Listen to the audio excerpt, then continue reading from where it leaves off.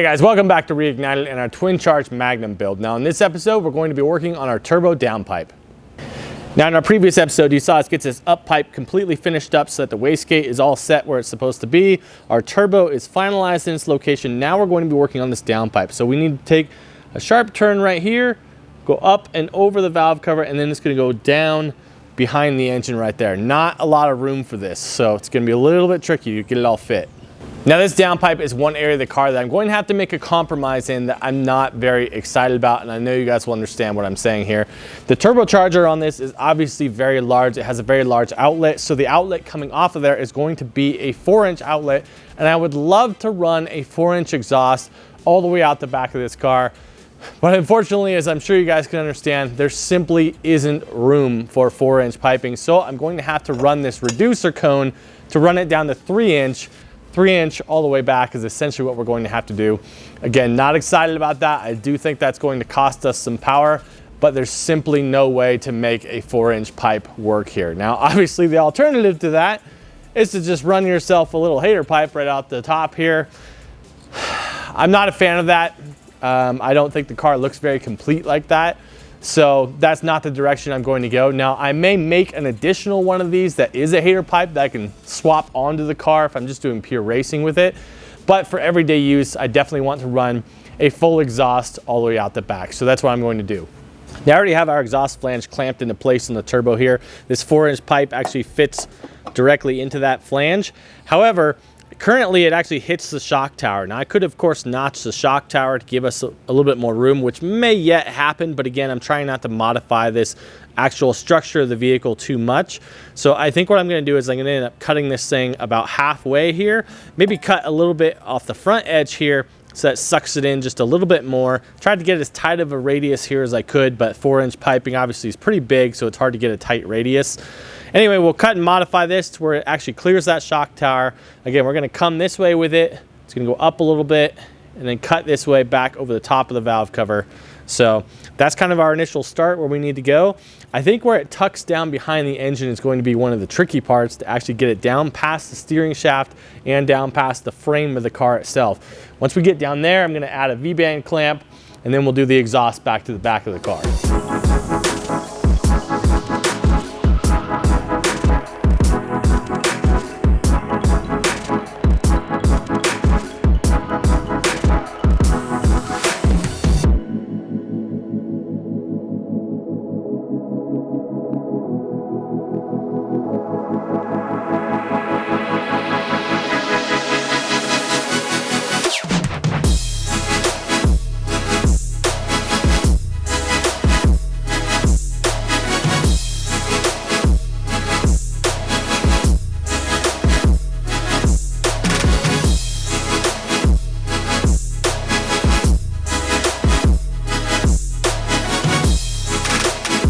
All right, you guys, I tried and I tried and I tried, but I can't handle this thing with the 3-inch exhaust on there. You guys know it, I know it, it's way too small for what this engine is trying to do. I had convinced myself that this is the only way to make it work, but seeing it now, no, that is not okay, and we need to have this thing be the 4-inch. The 4-inch looks absolutely fantastic. I love the way that part of it is coming out, and then it next down to this ridiculously small 3-inch, it's too small.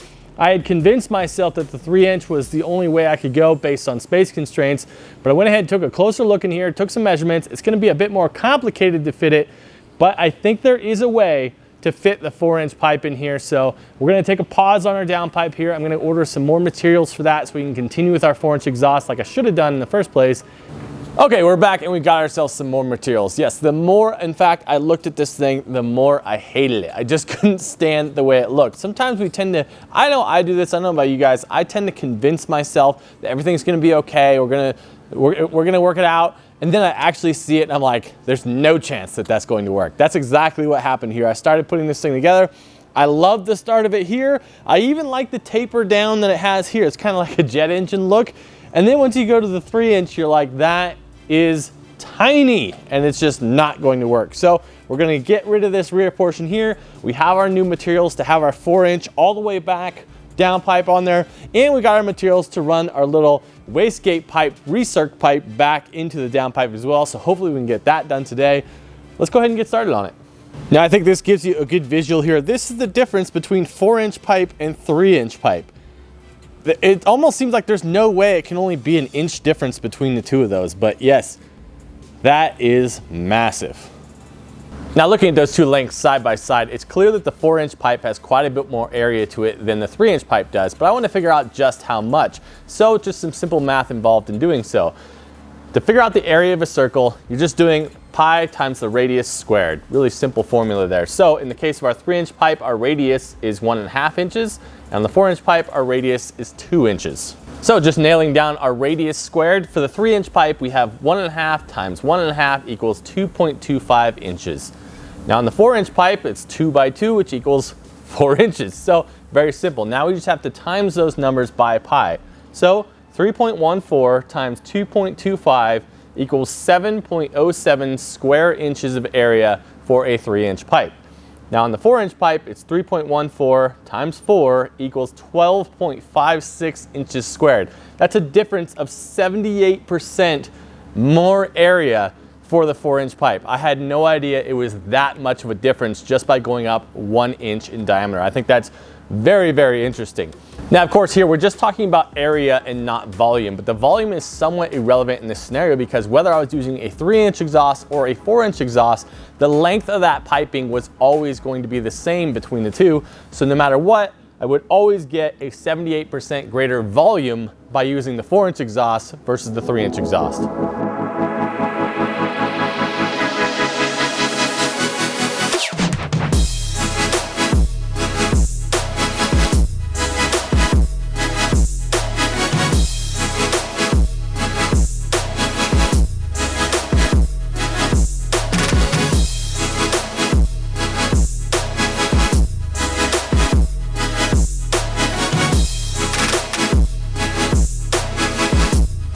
All right, so we've got it tilted back there and it makes our turn down. Again, there's just really not a lot of room down here, so we're gonna have to go underneath and actually start connecting it from there.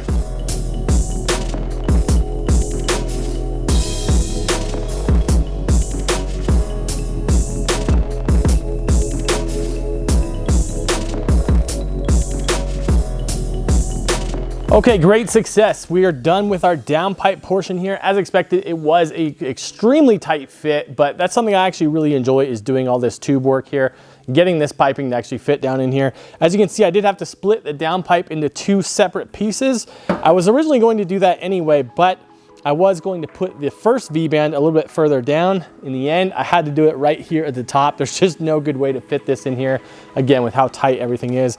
But I'm pretty happy overall with the fitment. I'll go ahead and show you guys a shot now of what it looks like from the bottom. You can see it snakes up through there pretty well. Not too many areas where the tubing gets too tight. I think it's gonna work out well for us.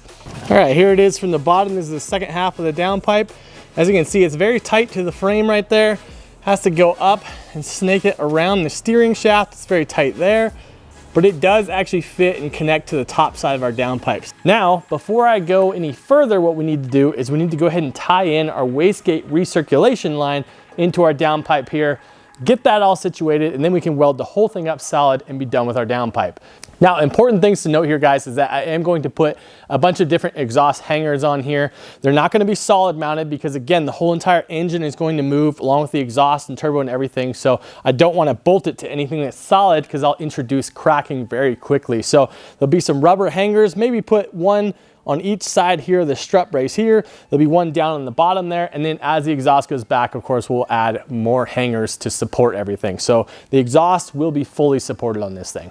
All right, if you watch this channel for any length of time, you'll have heard me talk before about when I'm doing pipe work like this, that as I'll go into it like a general idea of exactly what I want to do, but as I'm building it, I'll kind of let the pipe itself dictate what I can and can't do. I feel like it's a little bit more organic that way.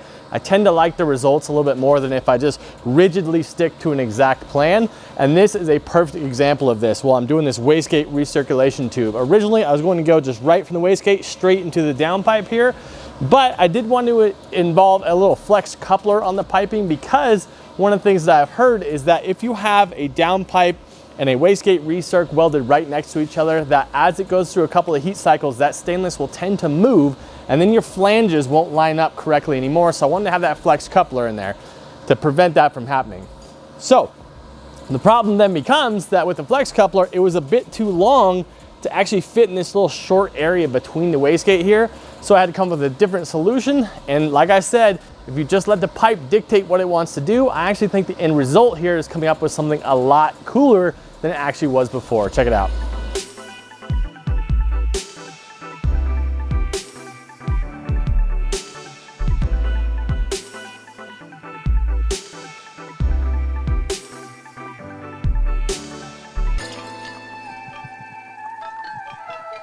All right, you guys, I could not be more happy with how this downpipe came out. Really loving the look of this thing, and also really happy we were able to stick with 4 inches all the way down. I think that's going to do this whole project justice. So that's going to be it for this episode. I want to thank you guys so much for watching. As always, we'll see you next time on Reignited.